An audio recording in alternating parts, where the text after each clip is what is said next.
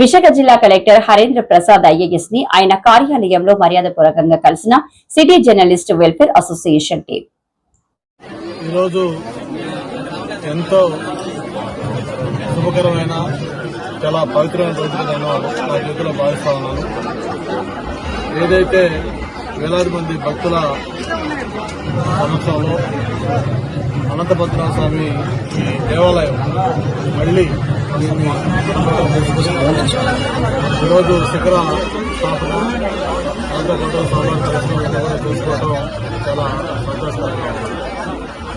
దేశంలోనే అనంతపద్మనాభ స్వామి ఆలయాల్లో ఒకటి మనకి కేరళలో తిరుపతిలో ఉన్న అనంతపద్మనాభ స్వామి చిత్రంలో ఎంత శక్తి ఉంది అనే దానికి మనకి ఈరోజు ఒక సజీవ తార్కాణంగా పైన శిఖరం ప్రతిష్ఠిస్తున్నప్పుడు ఏదైతే మనం దేవుడిగా భావించే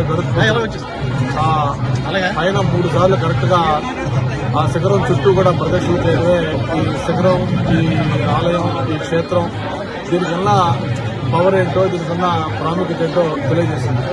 ఎందుకంటే అలా గరుడు వచ్చి తిరగడం అంటే అది మన చేతుల పని కాదు. ఖచ్చితంగా దేవుడి శక్తి ఉంది. అది ఆ మహిమ చెప్పాలంటే ఆ స్వామి కంటే కూడా ఇది స్వయం.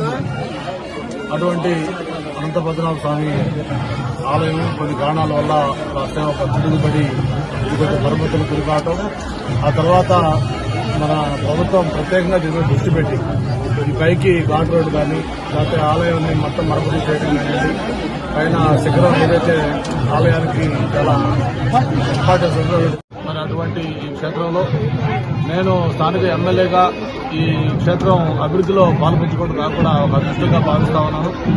గతంలో 2014-19 అప్పుడు ఎమ్మెల్యేగా, మంత్రిగా అప్పుడు తెలుగుదేశం ప్రభుత్వం ఉండగా ఈ ఘాట్ రోడ్ నిర్మాణాన్ని ఆ రోజు మనం ప్రారంభిస్తున్నాం.